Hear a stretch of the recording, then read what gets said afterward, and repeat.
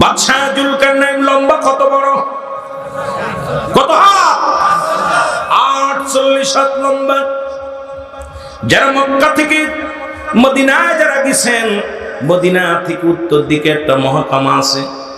মহকামাটার নাম হলো Alexandria city শহর। এই শহরের মধ্যে বাদশাহ জুলকারনাইনকে শোয়ায় রাখা হয়েছে। উনি একটা সাইনবোর্ডের মধ্যে লিখে গেল, দুনিয়ার মানুষ শোনো, দেখবেন লম্বা একটা সাইনবোর্ড লাগানো আছে, ও মানুষ, আমি যে ভুলটা করেছি তোমরা সেই ভুল করো না। আমি সামান্য হায়াতের জিন্দেগিতে মাওলার ইবাদত করতে পারি নাই, তোমরা তোমার জিন্দেগিটা প্রাণ ভরে রব্বে কারীমের ইবাদত করো। জোরে বলেন সুবহানাল্লাহ। 16 বছর, 16 বছর না 1600 বছর। কত বছর? 1600 বছর হায়াত। বলতেছে আমার হায়াত সীমিত।